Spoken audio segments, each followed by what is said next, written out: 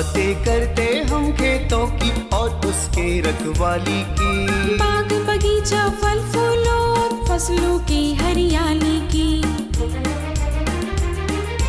हम बीजों की बातें करते उत्तम जल संसाधन की। हम तकनीकी बातें करते फसलों के उत्पादन की। हर किसान का सपना सच हो जीवन सुखद बनाने को। गाँव-गाँव के हर आंगन का प्यारा सा ये दर्शन। कृषि दर्शन कृषि दर्शन कृषि दर्शन कृषि दर्शन कृषि दर्शन कृषि दर्शन कृषि दर्शन कृषि दर्शन। नमस्कार, स्वागत है आपका हमारे कृषि दर्शन कार्यक्रम में। किसान भाइयों, अभी होली का त्यौहार खत्म हुआ है और आप होली के रंगों में रंगे हुए हैं, परंतु हमारा कार्यक्रम आपके और आपके फसलों के लिए काफ़ी ज़रूरी है। इसीलिए अपने कार्यक्रम को आगे बढ़ाते हैं और बात करते हैं कृषि समाचार और मौसम के हाल के बारे में। नमस्कार, कृषि समाचार में आपका स्वागत है। मैं हूं गोपाल कृष्णा। आइए देखते हैं आज कृषि समाचार में क्या है खास। मधुमक्खी पालन व्यवसाय स्थापित करने के लिए मिलता है अनुदान। उचित साफ सफाई द्वारा पशुओं का बचा सकते हैं थनैला रोग से। छोटे भूभाग में जुताई के लिए उत्तम है मिनी पावर वीडर। राज्य के किसान मधुमक्खी पालन से संबंधित व्यवसाय शुरू करना चाहते हैं तो इसके आवश्यक उपादानों के लिए जैसे मधु निकासी यंत्र, मधुमक्खी छत्ता इत्यादि के लिए झारखंड राज्य बागवानी मिशन लागत का 40% राशि अनुदान देती है। इच्छुक किसान इस योजना का लाभ ले सकते हैं। बागवानी से जुड़े कृषक अब आम की फसल के लिए तैयार हो जाएं, क्योंकि अब आम के पेड़ों पर मंजर आने लगे हैं। यही मंजर आगे आम की फसल के रूप में हमें प्राप्त होंगे, इसलिए इन मंजरों की देखभाल बहुत जरूरी है। मंजर आते ही इसमें कीट एवं रोग की समस्याएं आती हैं, जैसे मंजर का झड़ना, मधुआ कीटों का लगना इत्यादि। इन समस्याओं की वजह से आम का उत्पादन बेहतर नहीं हो पाता। मंजर की रक्षा के लिए मेटासिस्टॉक या डाइमेथाइड नामक दवा 1.5 ml प्रति लीटर पानी के हिसाब से मिलाकर वृक्ष पर छिड़काव करना चाहिए। स्वर्ण लालिमा, स्वर्ण नवीन, अर्का आभा और अर्का आलोक ये टमाटर के उन्नत प्रभेदों में अच्छे माने जाते हैं। टमाटर की फसल लगाने के इच्छुक किसान इन किस्मों को लगाकर लाभान्वित हो सकते हैं। ये किस्में गुणवत्ता युक्त और बेहतर उपज देने में सक्षम है। स्वर्ण लालिमा, स्वर्ण नवीन, अर्का आभा और अर्का आलोक ये सभी टमाटर के प्रभेद अच्छा उत्पादन देने में सक्षम है। ये प्रभेद वर्तमान समय में लगाने योग्य होता है। इनके बुआई के लिए 500 से 600 ग्राम बीज 1 हेक्टेयर भूमि में प्राप्त होता है। सिंचाई, निकाय और आवश्यक उर्वरकों के प्रयोग कर इन प्रभेदों द्वारा प्रति हेक्टेयर टमाटर की 200 से 250 क्विंटल उपज प्राप्त की जा सकती है। दुधारू पशुओं के थन में एक प्रकार का रोग लगता है जिसे थनैला रोग कहा जाता है। थनैला रोग में थन में सूजन होना, दूध निकलने का रास्ता पतला होना, दूध में मवाद आना या दूध फटा हुआ आना इत्यादि इस बीमारी के लक्षण हैं। थनैला रोग के लग जाने की स्थिति में पशु की मौत तो नहीं होती, लेकिन वह अनुपयोगी हो जाता है, जिससे पशुपालकों को बहुत नुकसान होता है। साफ सफाई इत्यादि कुछ बातों का ख्याल रखकर थनैला रोग से बचा जा सकता है। जैसे दूध दूहने से पहले हाथों को और थन को अच्छी तरह साफ कर लेना चाहिए। पशु आवास को साफ रखें, मक्खियाँ और दूसरे कीटों का प्रकोप ना हो, थन में चोट या घाव न होने पाए। छोटे खेत बगीचों या कम भूभाग में जुताई करना हो तो इसके लिए बहुत ही उपयोगी कृषि उपकरण है मिनी पावर वीडर। मोटर चालित यह मिनी पावर वीडर बहुत ही कम समय में खेत को बुआई के लिए तैयार कर देता है। इस उपकरण को मिनी पावर वीडर कहते हैं। ट्रॉली नुमा दिखने वाला यह उपकरण छोटे खेतों एवं बगीचों में जुताई के लिए काम आता है। किसान इस उपकरण की सहायता से खेत में जुताई कार्य को आसानी से कम समय में खत्म कर सकते हैं। आज राज्य के कुछ प्रमुख शहरों के तापमान इस प्रकार दर्ज किए गए। रांची अधिकतम 36 डिग्री सेल्सियस और न्यूनतम 18 डिग्री सेल्सियस। देवघर अधिकतम 36 डिग्री सेल्सियस और न्यूनतम 22 डिग्री सेल्सियस। जमशेदपुर अधिकतम 39 डिग्री सेल्सियस और न्यूनतम 24 डिग्री सेल्सियस। मेदिनीनगर अधिकतम 38 डिग्री सेल्सियस और न्यूनतम 21 डिग्री सेल्सियस। धनबाद अधिकतम 37 डिग्री सेल्सियस और न्यूनतम 22 डिग्री सेल्सियस। कृषि समाचार में आज इतना ही। अगले दिन अगले अंक में फिर मुलाकात होगी कुछ ताजा तरीन खबरों के साथ। तब तक के लिए दीजिए इजाजत। नमस्कार, जोहार। किसान भाइयों, अभी आपने देखा कृषि समाचार, जिसमें आपने देखा कि कैसे हमारे किसान भाई बहन अपनी खेती को और आगे बढ़ा रहे हैं, और साथ ही आपने देखा मौसम का हाल। यहाँ पर रुकेंगे एक छोटे से विराम के लिए, जल्द होंगे हाजिर।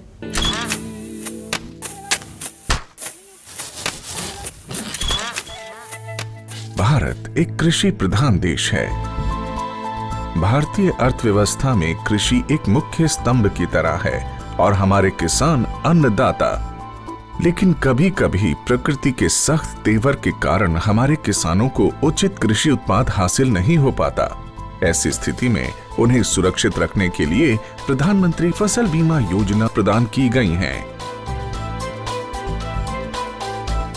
प्रधानमंत्री फसल बीमा योजना को किसानों तक पहुंचाना और उन्हें लाभान्वित करने का काम बैंक और राज्य स्तरीय बैंकर समितियां यानी SLBC की हैं। इनमें सार्वजनिक और निजी वाणिज्यिक बैंक के अलावा क्षेत्रीय, ग्रामीण, सहकारी बैंक के साथ साथ कई प्राथमिक कृषि सहकारी ऋण समितियों को भी शामिल किया गया है। इस योजना का लाभ उठाने के लिए किसानों का नामांकन जरूरी है। इस समय 540 बैंक की 1.5 लाख शाखाओं के द्वारा किसानों का नामांकन किया जा रहा है। प्रधानमंत्री फसल बीमा योजना एक कारगर उपाय है। ये हमारे लिए सुरक्षा कवच की तरह है। फसल अगर बर्बाद भी हुई तो भी हमें मुआवजा मिल जाता है। जमीनी स्तर पर की गई समीक्षा और अध्ययन के आधार पर कृषि मंत्रालय भारत सरकार की योजना प्रधानमंत्री फसल बीमा योजना में कई बदलाव किए गए हैं। इस बदलाव के कारण किसानों की समस्याओं का निदान कर उन्हें और सशक्त बनाया जा सकेगा। इसके अलावा SLBC और बैंकों के कार्यों और भूमिकाओं को और अधिक विस्तृत किया गया है। इसके अंतर्गत प्रधानमंत्री फसल बीमा योजना में किसानों का नामांकन अब उनकी इच्छा पर निर्भर है। वो नामांकन के लिए स्वतंत्र हैं। योजना के बेहतर कार्यान्वयन के लिए बैंकों के कार्यों में किसान अकाउंट के दावे का निपटान, ऋणी किसानों का प्रीमियम काटना और गैर ऋणी किसानों से प्रीमियम जमा करवाकर बीमा कंपनी को भेजना, राष्ट्रीय फसल बीमा पोर्टल पर किसानों के विवरण की अपलोडिंग, फसल हानि की समीक्षा को सुनिश्चित करना और किसानों की फसल हानि की सूचना बीमा कंपनी तक पहुंचाने का काम भी बैंकों के द्वारा ही किया जाएगा। इसी प्रकार योजना को क्रियान्वित करने वाले बैंक योजना से संबंधित विशेष जागरूकता अभियान को समय समय पर ऋणी और गैर ऋणी किसानों के लिए आयोजित करेंगे। ऋणी किसानों को योजना में भाग लेने के लिए उन्हें कॉल या SMS के द्वारा भी संपर्क और सूचित किया जाएगा। नामांकन की सुविधा के लिए जन धन खाता या बचत खाते का होना जरूरी है। गैर ऋणी किसानों का बैंक में खाता मौजूद नहीं है तो पहले उनका बचत खाता खोलकर सभी सुविधाएं दी जाएंगी। बैंक की शाखाओं को घोषणा पत्र की हार्ड और सॉफ्ट कॉपी को भविष्य में पत्राचार के लिए संभाल कर रखना होगा और उसकी एक कॉपी या एक्नॉलेजमेंट किसान के हवाले किया जाएगा। नामांकन के लिए कट ऑफ डेट से 2 दिन पहले तक बीमा के लिए फसल का नाम बदलने का प्रावधान होगा। बैंक की शाखाएं नेशनल क्रॉप इंश्योरेंस पोर्टल पर सभी विवरण भी दर्ज करेंगी। सभी किसानों और विशेष ऋणी किसानों के आधार नंबर को जांचकर बैंक द्वारा अपडेट किया जाएगा।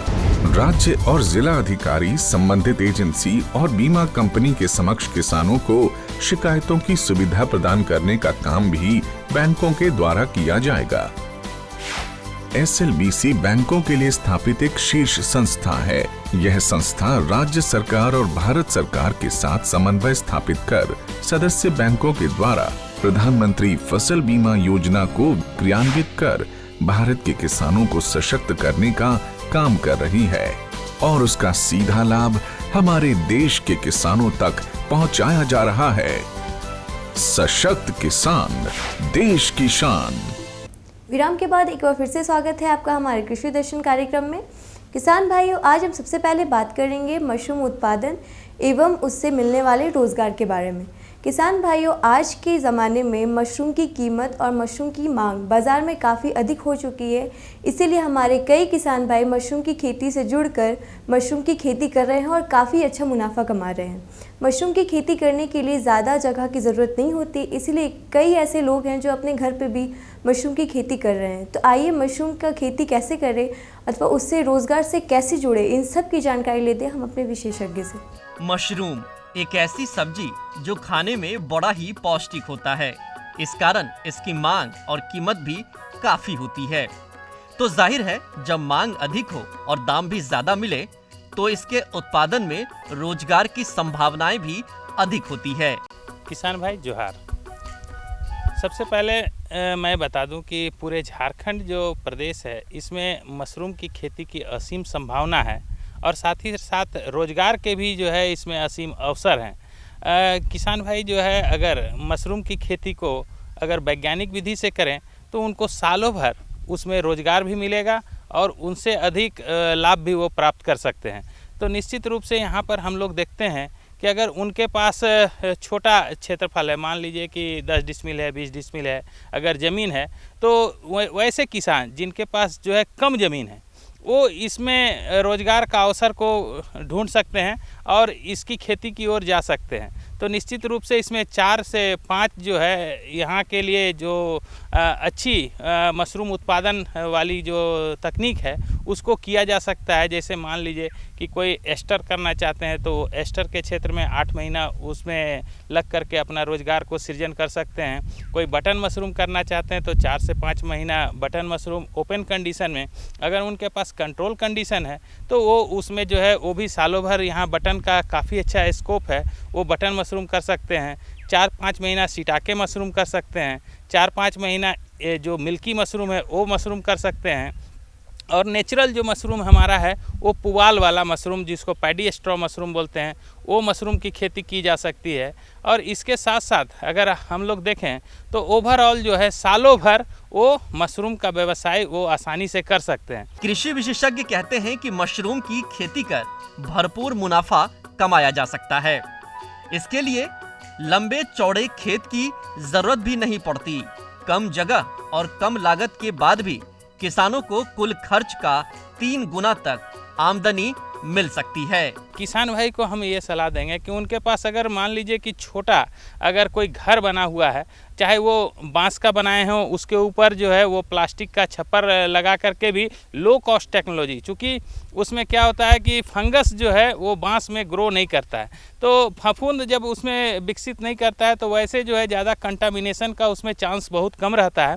तो हम लोग जो है वो लो कॉस्ट टेक्नोलॉजी में बांस का घर बना करके और उसके भीतर अगर एस्टर मशरूम की खेती करते हैं तो 8 महीना तक जो है उनको प्रोडक्शन आसानी से मिल सकता है। बहुत आसान टेक्निक है जो मैं किसान भाई को बताना चाहता हूँ।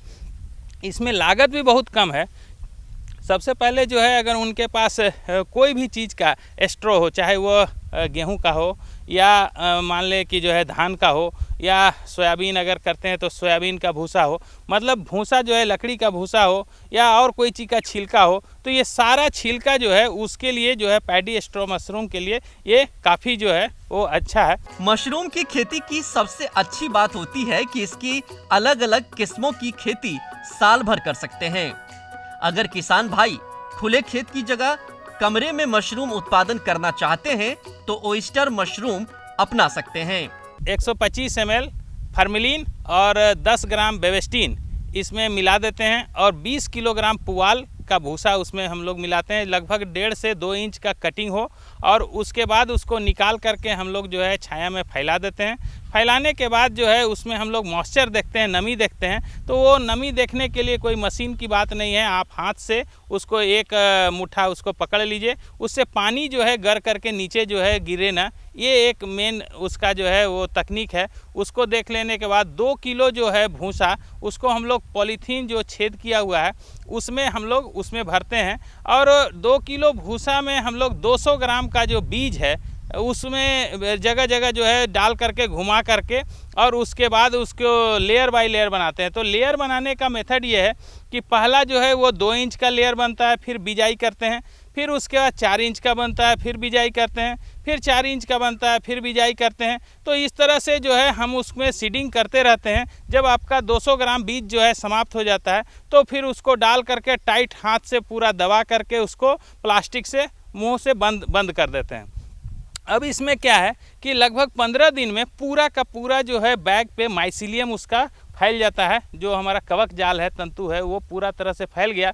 और फैलने के बाद पहला जो है हम लोग देखते हैं कि उसमें जो तुड़ाई होती है एक बैग से, वो लगभग जो है वो 15 दिन के बाद, जब 15 दिन के बाद फैल गया तो फिर 15 दिन में जो है उसमें पिन नट सेल जो है छोटे छोटे मशरूम जो है वो निकलते हैं। फिर वो धीरे धीरे जो है 2-3 दिन में बड़े हो जाते हैं।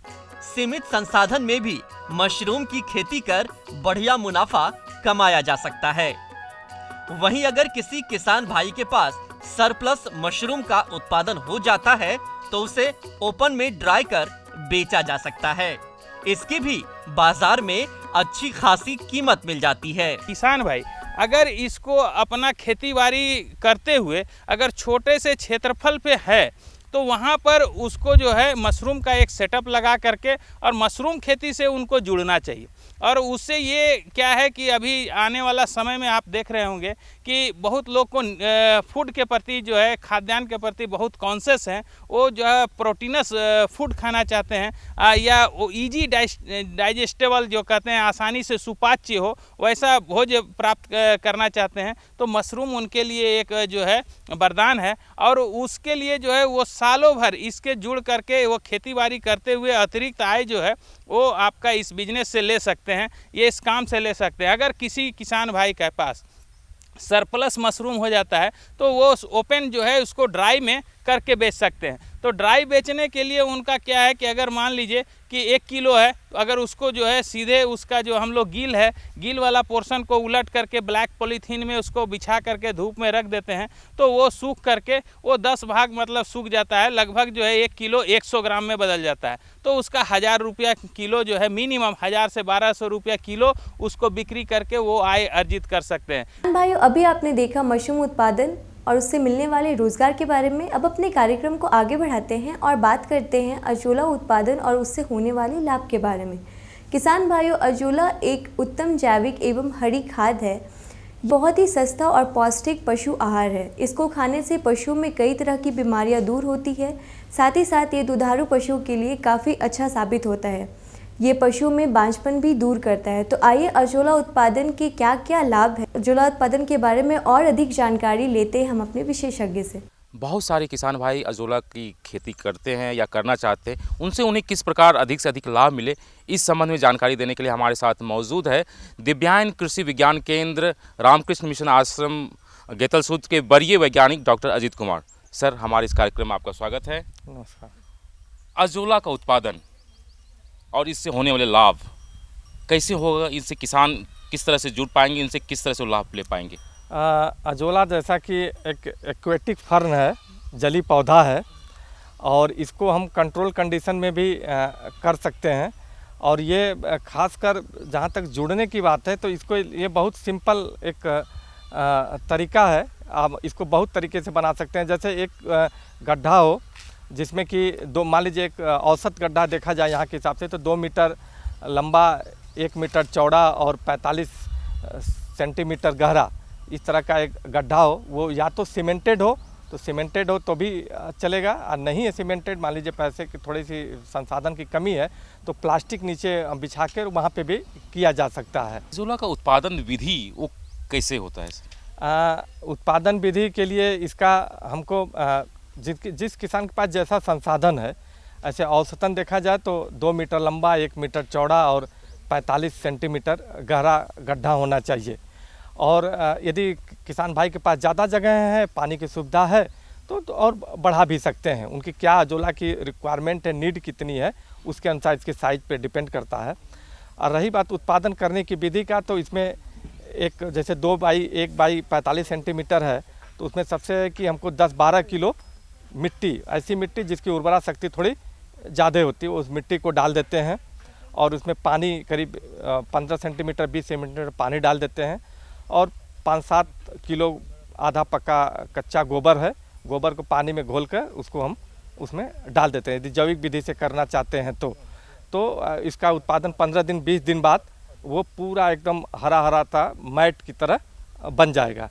यदि जैविक विधि से नहीं करना है तो उसमें थोड़ा सा SSP या DAP का इस्तेमाल भी, फास्फोरस की थोड़ी कमी हो जाती है, उनका हम व्यवहार करते हैं। 20 दिन 21 दिन बाद जब ये मैट बन जाता है तो इसको करीब 20 गुना 30 गुना बढ़ जाता है। तो फिर इसको निकाल के हमको उसका हम व्यवहार चाहे धान के खेत में कर लें। पानी ज़रूरी है। अजोला के उत्पादन के सबसे महत्वपूर्ण क्या है, पानी आवश्यक है। तो इस जगह बनाना चाहिए जहाँ पे पानी की सुविधा है। और दूसरी चीज़ धूप भी चाहिए। धूप बहुत हाई इंटेंसिटी तो नहीं चाहिए, लेकिन हल्का हल्का धूप इसको हमको चाहिए उसको उत्पादन के लिए। तो ऐसे करके हम उत्पादन कर सकते हैं। तो उत्पादन के बाद अब आता है सर उसके रख रखाव की, तो हमारे किसान भाई की उसका रख रखाव किस प्रकार कर पाएंगे? देखिए इसका रख रखाव की जहाँ तक बात है कि एक तो वही है, रख रखाव में उत्पादन में से ही जुड़ा हुआ है कि धूप होनी चाहिए, थोड़ा धूप होना चाहिए, और एक इसको हम जनरली इसको फ्रेश अजोला को ही इस्तेमाल करते हैं। फ्रेश अजोला को हम बत्तख को खिला सकते हैं या फिर गाय को भी खिला सकते हैं।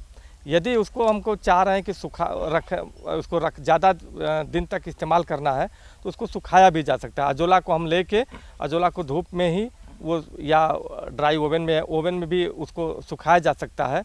जैसे मान लीजिए 1 किलो अजोला है तो वो यदि 1 किलो अजोला है तो वो करीब 200 ग्राम सूखने के बाद 220% तक ड्राई उसका मैटर होता है, तो 200 ग्राम तक हो सकता है। तो उसका इस्तेमाल सूख गया तो पाउडर के रूप में पशुओं को भी इस्तेमाल किया जा सकता है। खासकर मैक्सिमम 1 किलो प्रतिदिन के हिसाब से हम गाय को भी खिला सकते हैं। बत्तख की बात है तो बत्तख को हमको 50 ग्राम पर बॉडी वेट के हिसाब से यदि बत्तख को खिलाते हैं तो उसको अंडा देने की क्षमता इसमें बढ़ जाती है। ज़्यादातर इस्तेमाल इसका धान के खेत में होता है। धान में हमको 0.5 से लेकर 1 टन प्रति हेक्टेयर के हिसाब से यदि धान में डाल देते हैं तो धान में पूरा एक मोटा 20 दिन 21 दिन में पूरा एक मैट बन जाता है। और बन जाता है, यदि धान को हमको फ्री विधि से लगाए हैं तो कोनोवीडर फिर हमको हर ट्रांसप्लांटिंग के 10 दिन बाद डालते हैं, फिर 15 दिन 20 दिन में यह फैल जाता है तो कोनोवीडर का हमको इस्तेमाल करके हमको इसको मिट्टी में मिल जाता है। मिट्टी में मिल जाने से पोषक तत्व की मात्रा को बढ़ा देता है, खासकर नत्रजन की मात्रा। एक्चुअली ये एक्वेटिक फर्न है, जली पौधा है, तो इसमें एक नाइट्रोजन फिक्सेशन की कैपेसिटी इसमें पाई जाती है। तो वातावरण में जो 75% नत्रजन है उसको वो फिक्स कर देता है। यदि एक बार हम धान के खेत में इसको मिला देते हैं तो औसतन करीब वही 50 kg के प्रति नाइट्रोजन वो प्रोवाइड करता है। 50 को यदि आप कन्वर्ट करिए यूरिया में तो 100 kg के आसपास 110 kg की यूरिया हो जाता है। 110 kg का यदि दाम को जोड़ लीजिए आज के डेट में 550, तो 550 से 600 रुपया ये हमको नत्रजन की मात्रा, वो इनपुट कॉस्ट को, लागत को कम कर सकता है ये पोषक तत्व दे के पौधे के। तो अजोला का जो उत्पादन हमारे किसान में लगभग कितने दिनों में तैयार हो जाता है? अजोला वो डिपेंड करता है अपने रख रखाव पे, लेकिन 15 से 21 दिन के अंदर एक बार बन जाता है। आप यदि अजोला को उत्पादन 2 बाई 1 बाई इसमें करते हैं तो 15 से 21 दिन में अजोला तैयार हो जाता है। और फिर इसको इस्तेमाल करके आप उसको निकाल लीजिए, कुछ पार्ट उसका 10% पार्ट को छोड़ दिया जाता है और फिर 15-21 दिन में फिर वो स्प्रेड करके वो फैल जाता है। तो बार बार 21 दिन के, हर 21 दिन के अंतराल पे 21 दिन 20 दिन वो डिपेंड करता है रख रखाव पे, आप इसका इस्तेमाल कर सकते हैं। चाहे वो खेत में यूज कर सकते हैं, गमले में इस्तेमाल कर सकते हैं, चाहे पशु को खिला सकते हैं, चाहे मुर्गों को खिला सकते हैं, चाहे बत्तख को खिला सकते हैं। और इसका रिस्पांस काफ़ी अच्छा। आजकल तो इसका टैबलेट भी बनता है, टैबलेट के रूप में भी इस्तेमाल पशुओं को चारा के रूप में भी किया जा रहा है। लेकिन हम लोग खुद को करके देखा गया है कि बत्तख को यदि खिलाते हैं तो एग लेइंग कैपेसिटी काफ़ी इनकी बढ़ जाती है। धान के केस में देखा गया कि अच्छा, इसका व्यवहार की सबसे बड़ी क्या है कि एक्वेटिक फार्म है कि इसको 2-3 साल आप इस्तेमाल करिए तो फिर खेत में अपने आप वो रीजनरेट कर, ज्यों बारिश होगा अपने आप वो रीजनरेट कर जाता है, फिर अपने आप स्प्रेड कर जाता है। और जितने बार वो खेत में हम मिलाते जाते हैं उतना kg नाइट्रोजन वो बढ़ जाता है। ऐसे इसको देखा जाए तो 3% नाइट्रोजन वेट इस पे फ्रेश वेट के हिसाब से होता है। यदि ड्राई वेट के देखेंगे तो 30% तक नाइट्रोजन इसमें उपलब्ध होता है। बहुत सारे किसान भाई सोचते हैं कि इसमें शुरुआती दौर पे खर्च कितने आते होंगे इसकी करने के लिए?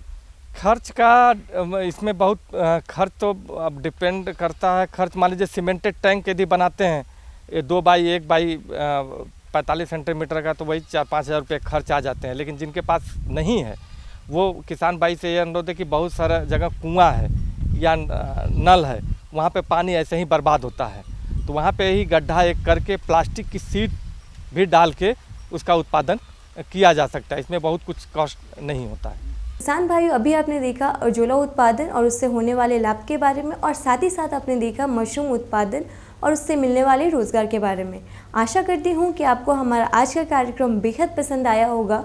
अगर आपको किसी भी तरीके की जानकारी हमसे लेनी हो अथवा किसी भी तरीके की जानकारी हम तक पहुँचानी हो तो आप हमारे इस पते पर संपर्क कर सकते हैं। हमारा पता है कार्यक्रम कृषि दर्शन, कृषि प्रकोष्ठ द्वारा केंद्र निर्देशक, दूरदर्शन केंद्र, रातू रोड, रांची। पिन संख्या है 834001।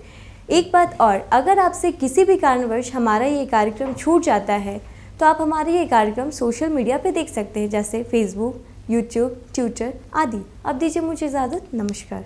हम बीजों की बातें करते उत्तम जल संसाधन की, हम तकनीकी बातें करते फसलों के उत्पादन की। हर किसान का सपना सच हो जीवन सुखद बनाने को, गाँव-गाँव के हर आंगन का प्यारा सा ये दर्शन। कृषि दर्शन, कृषि दर्शन, कृषि दर्शन, कृषि दर्शन, कृषि दर्शन, कृषि दर्शन, कृषि दर्शन, कृषि दर्शन।